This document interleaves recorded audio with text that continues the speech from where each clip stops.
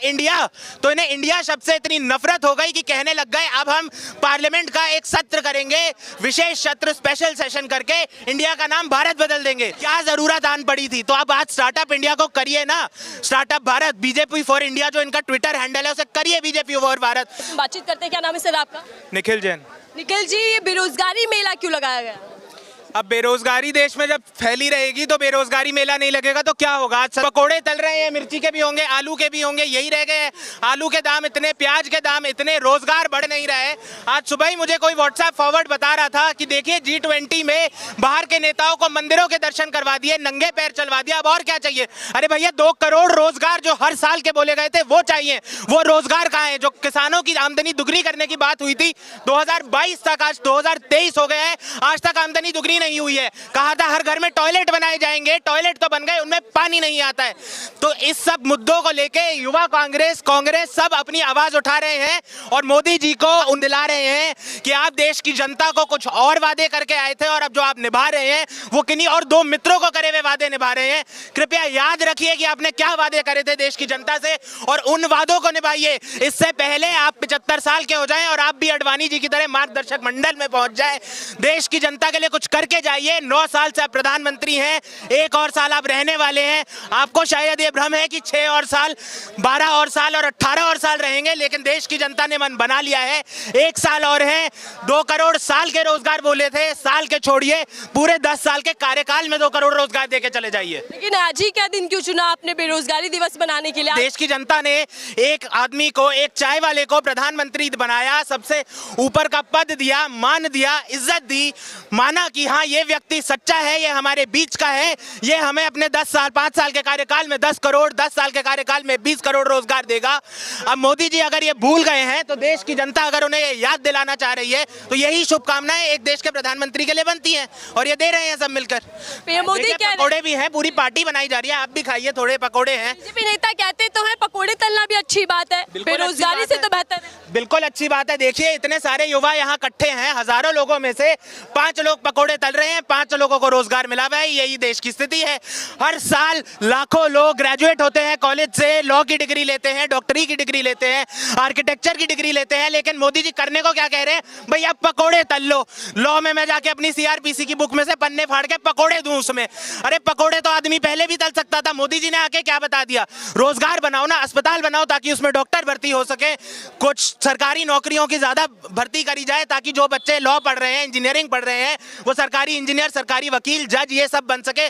पकोड़े तलना कौन सा रोजगार होता है? और यही हम मोदी जी को याद दिलाना चाहते हैं। कभी 51, कभी 71,000 नौकरियां, नियुक्ति पत्र बांटे गए हैं रोजगार मेले में और आप कह रहे रोजगार नहीं है। 51,000 बोले कितने थे? 10 साल के 20 करोड़। अब मानिए अगर मैं आपको कहूं जी मैं आपको 20 करोड़ रुपए दे दूंगा और एक दिन मैं आपके हाथ में 50,000 थमा दूं, आप मुझे चांटा मारेंगी या बोलेंगी वाह मोदी जी वाह? अरे भैया देश इतना बड़ा है, 140 करोड़ लोगों का देश है, तकरीबन 70 करोड़ लोग इस देश में युवा हैं, 25 वर्ष से कम आयु के हैं, उसमें से 10 करोड़ों युवा व्यक्ति ऐसे हैं जो बहुत शिक्षा हासिल कर चुके हैं, कॉलेज गए हैं, स्कूल गए हैं। क्या इतने सारे करोड़ों शिक्षित युवाओं के लिए केवल 70,000 रोजगार बांटे जाएंगे? सवाल ये है जनता के आगे और यही सवाल दर्शाया जा रहा है। तो अब तो स्टार्टअप इंडिया की क्रांति देख रहा है देश, अब तो युवा दूसरों को रोजगार देने लायक बन गया है। पीएम मोदी कहते हैं देखिए startup India, makeup India, wake up India, India India India, 9 साल से हमने यही सुना, सबको बड़ा अच्छा लगा। आज वही भारतीय जनता पार्टी, जब विपक्षी पार्टियों ने एक अलायंस बनाया, Indian national developmental inclusive alliance, उसे बोला इंडिया, तो इन्हें इंडिया शब्द से इतनी नफरत हो गई कि कहने लग गए अब हम पार्लियामेंट का एक सत्र करेंगे, विशेष सत्र, स्पेशल सेशन करके इंडिया का नाम भारत बदल देंगे। और इसमें चालसाजी देखिए, चालाकी देखिए। सरकार ने ये कभी नहीं कहा जो मैं कह रहा हूं, लेकिन सरकार से जुड़े लोग ये कहते रहे, देश को ये भ्रम में डालते रहे कि इस देश का नाम इंडिया से बदल के भारत कर दिया जाएगा। पिछले 75 साल के इस देश की हिस्ट्री में आज तक जितने भी इंग्लिश भाषा में सरकारी कम्युनिकेशंस गई उसमें इंडिया शब्द यूज करा गया, हिंदी में भारत शब्द यूज करा गया, लेकिन पहली दफा सारे कन्वेंशन को, प्रोटोकॉल को, मर्यादा को तोड़ते हुए, लांघते हुए इन्होंने बोला प्रेसिडेंट ऑफ भारत। क्या जरूरत आन पड़ी थी? तो अब आज स्टार्टअप इंडिया को करिए ना, startup Bharat, BJP for India जो इनका ट्विटर हैंडल है उसे करिए बीजेपी फॉर भारत, क्योंकि अब इन्हें यही मुद्दे हैं, मुद्दे भटकाने हैं। रोजगार पे बात नहीं होगी, अब बात होगी इंडिया पे, भारत पे, नंगे पैर चलने पे, मंदिर जाने पे। मुझे नहीं समझ आता क्या देश की जनता ने इसलिए इन्हें वोट करा था या रोजगार के लिए करा था। नहीं तो भ्रष्टाचार, परिवारवाद, भाई भतीजावाद के चलते युवाओं का भविष्य बर्बाद हुआ है। अब केंद्र सरकार में भाजपा है, अब तो देखिए झुग्गी झोपड़ी वाले बच्चे भी आगे बढ़ रहे हैं। किसने कहा परिवारवाद से देश के कहते हैं, किसने कहा देश के युवाओं का जो आलम है, जो लक है, जो डेस्टिनी है वो खराब हुई है परिवारवाद से चलते? अनुराग सिंह ठाकुर जी को देखिए, पिता उनके भाजपा के हिमाचल के मुख्यमंत्री थे, आज वो कौन है? अनुराग सिंह ठाकुर जी भारत सरकार के कैबिनेट मंत्री हैं। पीयूष गोयल जी को देखिए, उनके पिताजी कौन थे? भाजपा के कोषाध्यक्ष थे, ट्रेजरर थे, आज देखिए वो भी कैबिनेट मंत्री हैं। राजनाथ सिंह जी के बेटे को देखिए, वो क्या है? विधायक हैं, पिताजी कौन है? मंत्री है।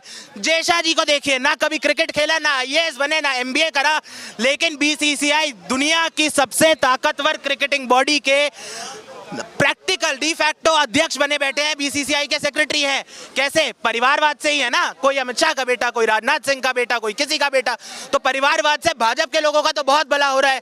रही बात देश की जनता की, देश की युवा की, हाँ तो जो ये भ्रष्टाचार बढ़ता चला जा रहा है कि देश के जितने भी रिसोर्सेज हैं वो सारे के सारे अपने दो मित्रों को दे दिए जा रहे हैं। वो दो मित्र बाहर से काम करवाते हैं, हमारे युवाओं का रोजगार बाहर के देशों में सस्ते दाम पे चाइल्ड लेबर से करवाते हैं। ये जरूर युवाओं को हानि पहुंचा रहा है। इसी चीज पे मुझे एक चीज याद आती है, मैं बताना चाहूंगा आपके दर्शकों को। स्टैचू ऑफ लिबर्टी बनाया गया, सरदार पटेल जी कांग्रेस के नेता थे, बहुत सम्मानित नेता थे, सारे प्रिंसली स्टेट्स को जोड़ के उन्होंने भारत संघ को इस रूप में निर्माण करा जिस रूप में आज हम जानते हैं। सरदार पटेल जी का 100 फुट ऊंचा स्टैचू बनवा दिया। आप जानती हैं वो स्टैचू किसने बनाया और कहां से बनाए? चीन से बनाए। कहा गया था किसानों से, गरीब लोगों से लोहा इकट्ठा करा जाएगा, उससे स्टैचू बनेगा। हुआ क्या? चीन ने बनाया। क्या हमारे देश के युवा असक्षम थे?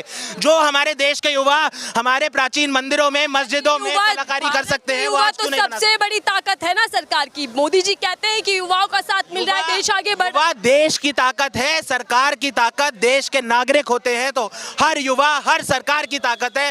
फर्क इतना है, कोई सरकार उस युवा को एम्पावर करना चाहती है, उसे सुरक्षित करना चाहती है, उसको बढ़ाना चाहती है। जैसे कांग्रेस की सरकारें थी, कहती थी कि JNU में आप 10,000 रुपए में पढ़ाई कर लेंगे, दिल्ली यूनिवर्सिटी में सस्ते में करेंगे, आप कॉलेज स्कूल एजुकेशन आप फ्री में लेंगे, निम्नतर दामों पे लेंगे। और एक ये सरकार है जो कहती है कि अगर लॉ जैसी इंपॉर्टेंट डिग्री भी आपको करनी है NLU से तो आप 2 लाख रुपए महीने के देंगे, आपको IIT का साल के देंगे, आपको IIT का इंजीनियर बनना है आप 2.5 लाख रुपए साल के देंगे, आपको सरकारी कॉलेज से डॉक्टरी करनी है तो आप 10 लाख रुपए साल के देंगे। युवाओं को ऐसे मजबूत नहीं करा जाएगा, युवाओं को मजबूत करा जाएगा उन्हें पढ़ा के, लिखा के, बढ़ा के, ताकि वो देश के निर्माण में मदद कर सके और केवल दो मित्रों का निर्माण ना हो। ये है देश की समस्या सबसे बड़ी। लेकिन 9 साल में तो आज विकास आसमान छू रहा है, भाजपा सरकार कहती है। और रोजगार अगर नहीं है भैया तो पकोड़े तलना भी रोजगार है। आपने सुना होगा बीजेपी नेताओं को कहते हुए। देखिए विकास, अगर मोदी जी का कोई मित्र है जो उनके 8,000 करोड़ के जहाज में बैठ के खिड़की से बाहर निकाल के आसमान छू रहा है तो मुझे पता नहीं, शायद कुछ दर्शकों को ना पता हो, पर विमान की खिड़की में से हाथ बाहर निकाल नहीं सकते हैं। पर मोदी जी जिस तरीके की बातें कहते हैं कि गटर में पाइप डाल के चाय का चूल्हा जला दिया, तो शायद उनके विकास नामक मित्र हवाई जहाज की खिड़की से भी बाहर हाथ निकाल के आसमान छू लेते होंगे। जहां तक बात हुई देश के विकास की, देश की डेवलपमेंट की, कौन सी ऊंचाइयां देश छू रहा है। आज चंद्रयान का हमारा यान इसरो के साइंटिस्ट्स ने चंद्रमा पे उतारा, बहुत बड़ी उपलब्धि थी।